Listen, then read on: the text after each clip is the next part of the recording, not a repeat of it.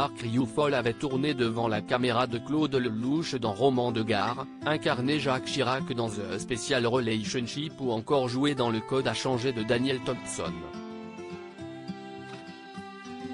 Une carrière écourtée par un drame survenu le 13 juillet 2011, il a été retrouvé mort à son domicile parisien, lui qui devait fêter ses 50 ans le 7 février 2012. Second rôle du cinéma, il s'en écrivait un premier avec l'adaptation de son autobiographie, Tox, Comment je suis mort et ressuscité, édition Robert Laffont, un livre qu'il avait publié quelques mois avant de disparaître tragiquement. Dans cet ouvrage, il parlait de la drogue et de l'addiction comme rarement cela avait été fait. Sans phare, sans filtre, Marc Rioufol racontait l'enfer de la drogue avec une plume saisissante. Libération avait fait son portrait qui nous emmenait dans cette spirale de l'addiction. J'avais 12 ans et je buvais des bières le matin avant d'aller à l'école, disait cet enfant né au sein d'une famille catholique très traditionnelle mais qu'il a toujours refusé de rendre coupable de ses addictions. L'année suivante, il avait testé hashish et cocaïne. Mon premier rail de coke, une ligne rosâtre sur un miroir du XVIIIe siècle.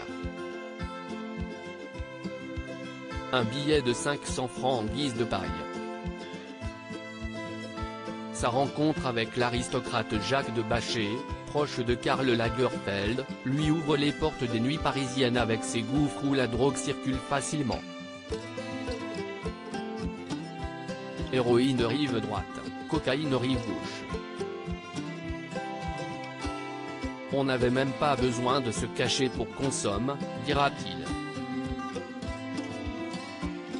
Sevré mais pas guéri, les frasques se sont succédé et il a enchaîné les cures de désintoxication.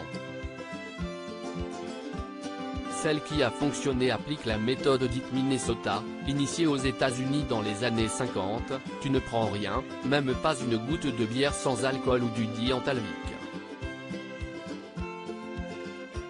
Rien et tout de suite. Il se disait alors sevré mais pas guéri, le spectre rôdait toujours. La drogue le hantera toujours, jusque dans ses rêves, mais il ne faisait plus qu'y penser parfois et arrivait à recréer son état de désinhibition qu'il avait lorsqu'il était défoncé, tout en étant sobre. En couple avec la créatrice de la marque antique Batik et ancienne danseuse du Crazy Horse, Gabriella Cortese, il est devenu père d'un fils, Nicolas, né en 2008.